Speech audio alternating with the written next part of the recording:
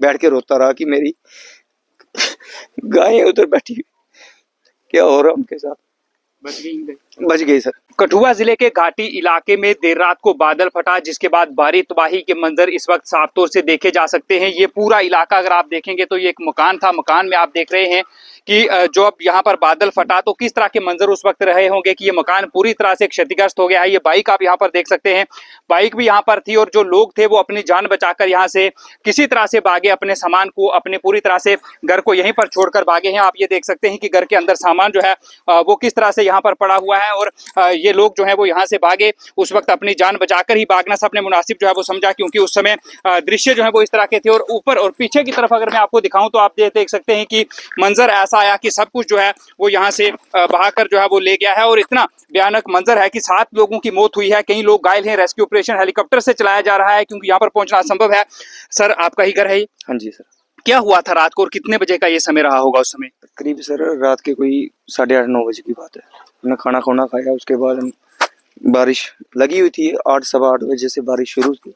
हमने नेट में भी देखा कि आज पूरे दिन रात में बारिश है, तो पहले भी होती थी बारिशें और ये पहली बार देखा सर। कम से कम हम इधर रहते रहते 60-70 साल हो गए। उस समय क्या कोई आवाज आई थी कि अचानक से बाढ़ आ गई? कैसे आपको पता चला कि ये जो इतनी बाढ़ जो है वो आ रही है, तो आप यहाँ से जान बचाकर भागे? बिल्कुल सर, जैसे जो नाली होती है सर, पहाड़ों में जो नाली होती है, तो क्या होता है जब नालियों में पानी आता है सर, तो क्या होता है कि छोटे छोटे पत्थर, उसकी आवाज़ें आती है। पत्थर की आवाज़ें तभी आती है कि पानी का बहाव बढ़ता जा रहा है। पत्थरों की आवाज़ आती रही। मैं इधर बैठा हुआ था घर पे, टीवी देख रहे थे। मैंने मम्मा को बोला कि पानी आ गया मम्मा, तो ऐसे ऐसे बात है। तो बोलते लगे कि मेरे उधर भाई का घर है, बोलते उनको भी बोलो कि ऐसे बात है। मैं दौड़ के गया, मैंने कहा भैया ऐसे ऐसे पानी आ गया है तो चलो। तो अचानक क्या हुआ, मैं अगर अभी बात ही कर रहा था, उनके पीछे भी एक नाली है। इतने में उधर से आवाज आ गई, आवाज ऐसे आई जैसे कि बादल फट गया। यहाँ पर कोई जानी नुकसान हुआ है यहाँ पर कोई, या बच गए हैं सारे? सर बच गए हैं। तो जानवरों का कोई नुकसान यहाँ पर? जानवरों का क्या हुआ सर कि मैंने गायें इधर ही बांधी हुई थी, मेरे गाय का शेड है, तो जैसे पानी आया मैं इधर से भाग गया। मैं जैसे उधर भागा, मुझे गाय का याद आया कि मैंने इधर गाय बांधी। मैंने दौड़ के आया, मैंने उसकी रस्सियाँ काटी और उसको खुला छोड़ दिया।